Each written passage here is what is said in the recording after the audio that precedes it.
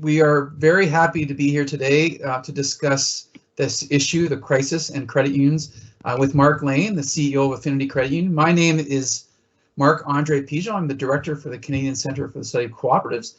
And joining me in this conversation is my colleague Mamun Abudllah at the Edwards Business School. So Marc, I've given the listener a broad sense of your title, but maybe you can just tell us a bit about your background and how you got into this credit union business. Thanks very much, Marc-Andre, and welcome to everyone. I'm a veteran. I'm a 40-year veteran of the credit union movement. My origins are in Manitoba, but I worked briefly in Manitoba, briefly in Alberta, and Saskatchewan has been home now for the past 35 years. I'm a lender by trade, so consumer, agriculture, though not very good at agricultural lending, commercial lending. And then I moved into managing credit unions, if you will, in the mid-90s. And I'm the CEO at Affinity now, and Affinity was formed through a partnership, a merger in 2005. So the long story is, I suppose I'm old. But despite that, I haven't seen too much that looks like the recent environment in the past. So.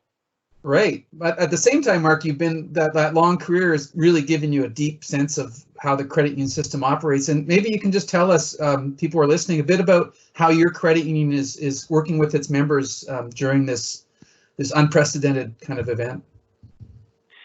Yeah, I suppose in broad brush strokes, we've started by reassuring our members that we are here for them, and we're here to help. For many members, particularly in the early days, it was even about the information that was available and being made available by all levels of government and many community services. For some, it was the information. For others, it was help in interpreting what that information meant to them.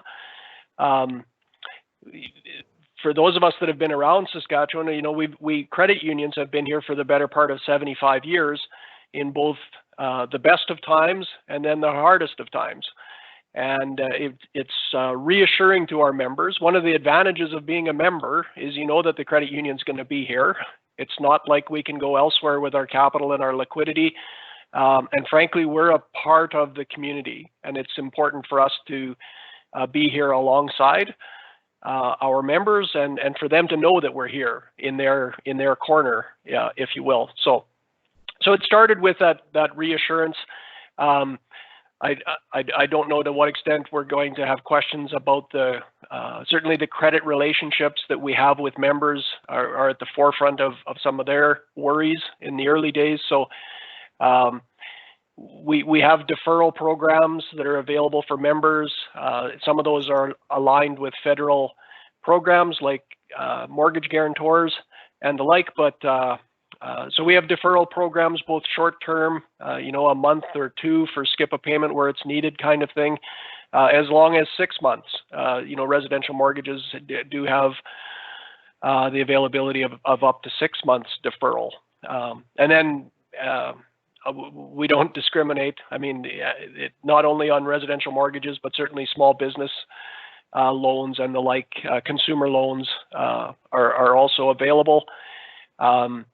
We're an accredited lender for the government programs, so the EDC sponsored programs, both the CEBA, which is the Canada Emergency Business Account, and BCAP, which is the Business Credit Availability Program. So we're the front end of those government programs for many of our members as well. So that's kind of it in broad brush strokes. We are moving into, you know, past the shock and awe window, and we're moving into what's perhaps more like a new normal today. We have different delivery models. Of our 56 location, we have restricted the hours at all of them, but only 9 of them remain open in the sense of the doors being unlocked, and we have restricted access available at the other 47. So really trying to help governments and health authorities to reduce the community spread of the virus. And so we've really tried to be a leader in doing our part to minimize person-to-person contact in the communities that we serve. So this is before I turn to Mamun, because he has the next question, but I want to follow up a bit on that communications theme, Marc. You talked about how in many ways Affinity was a kind of, I don't know, almost like a clearing place for people to understand what was going on policy-wise. Do you think governments are always appreciative of that? I mean, it's an interesting point, and it's not one that would have occurred to me naturally, that the credit unions can be an important part of the messaging around how we should all be acting in this kind of event. Yeah, I think that's a fair question, Marc-Andre. There are, and there's two perspectives to it. So when I talk about some of that messaging and simply being a good corporate citizen within the communities that we serve, there in the early days there were different views. Clearly that we had members that thought we were overreacting, at the same time as we had other members that thought we weren't doing enough. And a lot of those early responses were driven by fear. You could certainly find something on social media to support either argument. It was a very interesting time in the sense that it was a once in a career, I hope, a once in a career health crisis that was immediately followed by a once in a career, I hope, economic crisis. And so you had people in both camps and competing interests in some regards about which crisis should get the most attention. And it really did call for someone, and I like to think that we were a part of that, to take a calm approach and a step back, and then to reasonably balance the provision of services to our members against the safety needs. Of course, the need for safety of our employees and our members and our directors and everybody associated with the credit union never left our minds. We recognized that we had that responsibility alongside, banking services across the world are deemed to be essential services, even in times of the pandemic. And so we were cognizant that service for members needed to continue as well. We needed to provide that calm reassurance that their money was safe, and that we weren't going anywhere, and that we were going to be able to help them through the other needs that they have. So that was the one side. We're in support of the government's message and the community health message. And then on the other side, there was so much information, and some of it was perfectly accurate, and there was a lot of it that was inaccurate. So that comes down to the reality that our industry has moved from being transactionally based to advisory based. And so it's just a natural expectation that if I'm the business advisor to a small business owner in Watrous or Regina or Estevan or Prince Albert, that I'm going to be able to help them interpret the bevy of information coming from, in particular, government programs, whether they're federal or provincial, even municipal offerings that are starting to appear. That business owner rightfully expects me as his business advisor to know how these programs work and whether in fact they're eligible. I think this is a really rich thread, and I won't push it too far but it also strikes me that you have roots broadly in the community across the province, and you are a credible voice, and therefore you can actually play a pretty substantial role in this crisis, just on the communication side, let alone the banking side. But let me ask you this, Marc. We did talk about this just briefly before we came on. How are you as an organization managing your communication? How do you stay in touch with the folks out in the various parts of your operating area? I know in the past you've told me you do a lot of driving, sometimes like physically displacing yourself, but obviously you can't do that or won't do that in this crisis. So can you tell us how you're working through this from an operational perspective?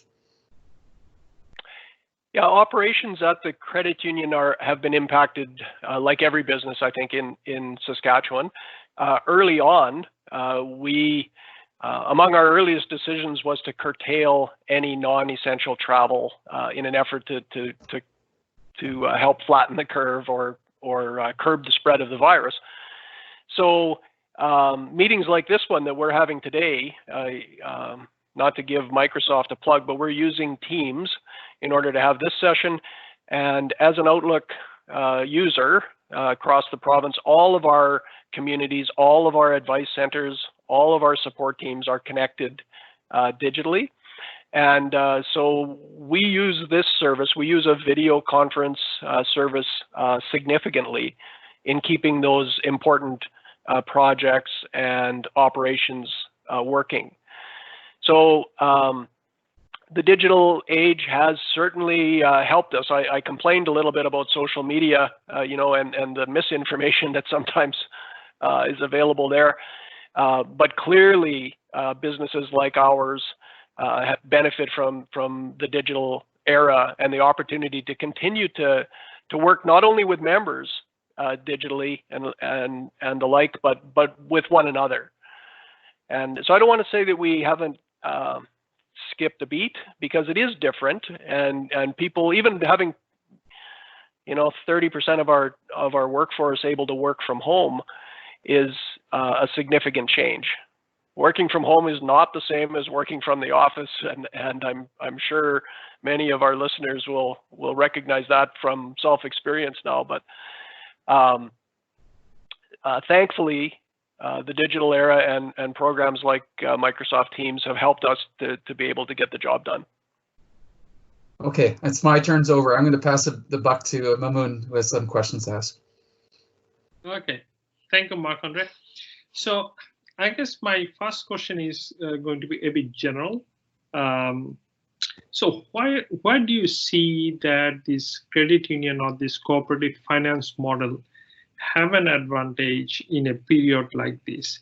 And do you see any opportunity sort of collectively here for the credit union movement as a whole?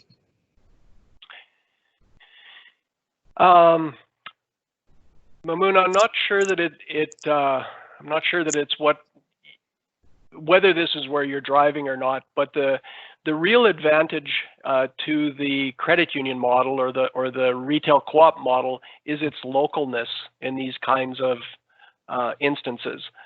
So we're not relying on someone else's interpretation of what's going on on the ground in the communities that we serve. So not only do we have employees and that lens that can be provided, our localness provides for delegates and directors, so the governance side of our credit union to also provide very real feedback in terms of what implications are, how others are reacting or responding, and what opportunities are being missed where the credit union could potentially play a role in helping with the community. So it's not as much about our structure, I don't think, as it is about our localness and the fact that we're entirely focused on the health of Saskatchewan, both the physical health and the economic health of Saskatchewan. So that's where the real advantage comes from. And I mentioned a little earlier, we've been here for 75 years in good times and in bad, and the fact that people know that to be the case, there's a high degree of trust that the credit union is not only willing but capable of helping with the delivery of programs and the communication of programs, or the interpretation of what that communication might be as it relates locally. Okay.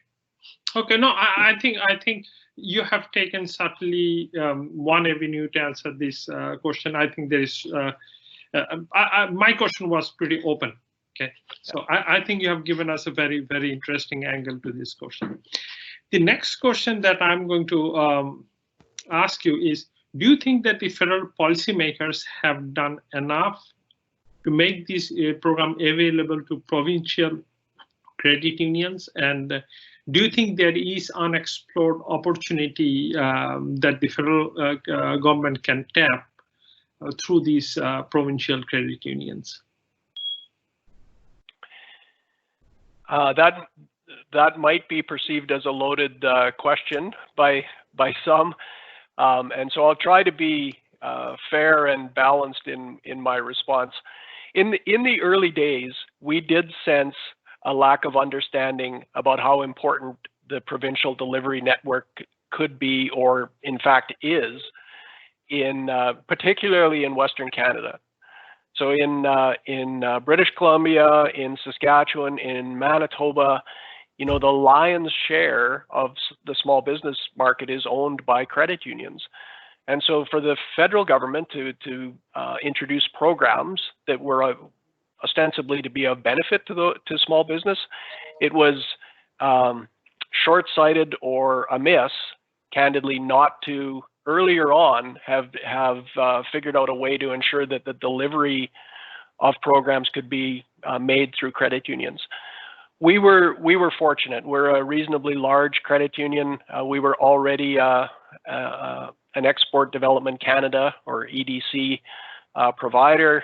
Some of our members that are involved in the pulse industry had a need to be EDC accredited going back many years. So we were in good shape. We were one that was announced in the early days as being eligible, and so our members had a certain amount of reassurance early on that others did not, and we actually had to push for collectively through our trade association, CCUA, to ensure that access would be available through all credit unions, and that credit union members would not be disadvantaged for being provincially or for dealing with an entity that's provincially regulated versus federally regulated.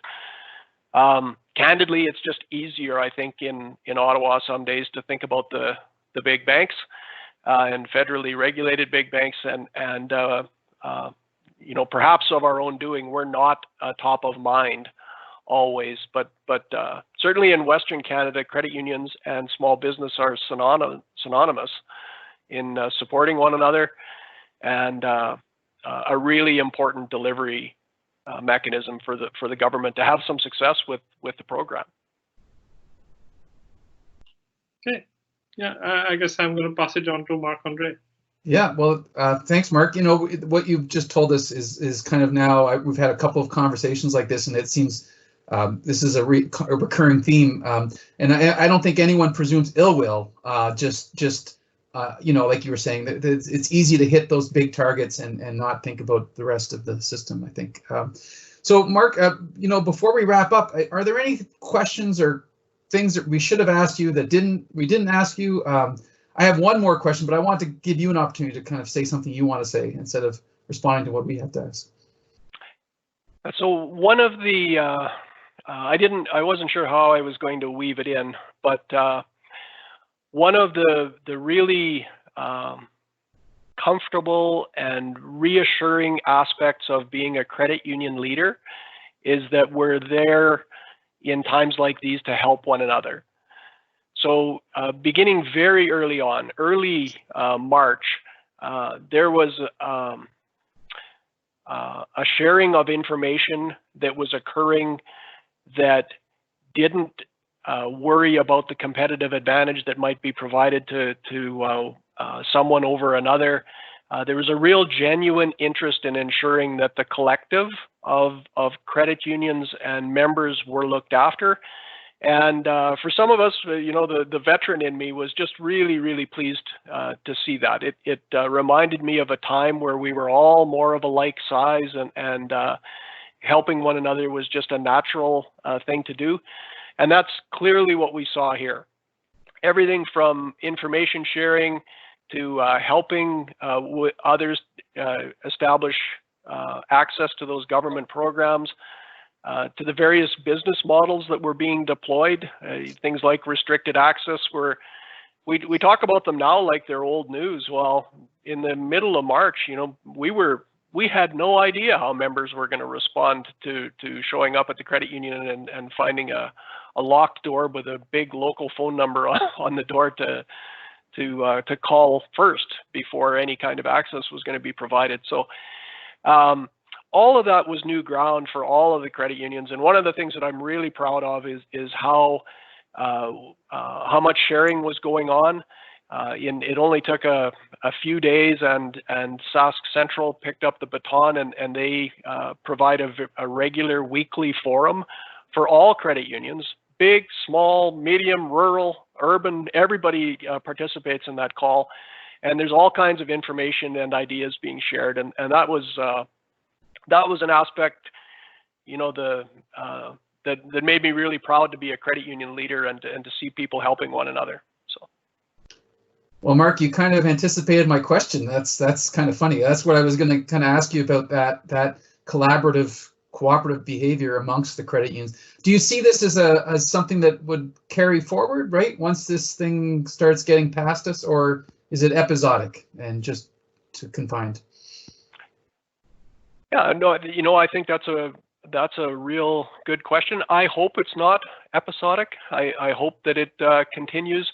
The sharing has been done for all the right reasons. We in Saskatchewan, in particular, we know one another.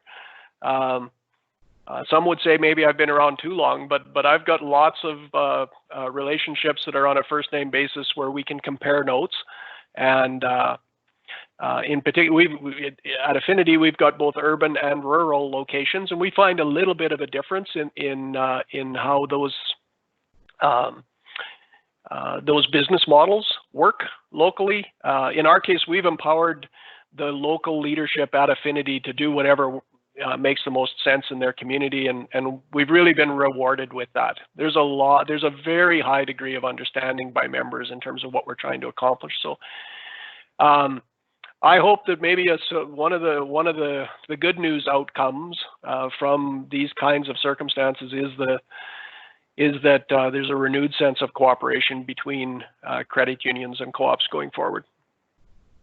Well, that's a great note to end this conversation on. Mark, thank you so much for your time today. Marc Lane, the CEO of Affinity Credit Union, based in Saskatoon, Saskatchewan. Thank you for your time again, Mark.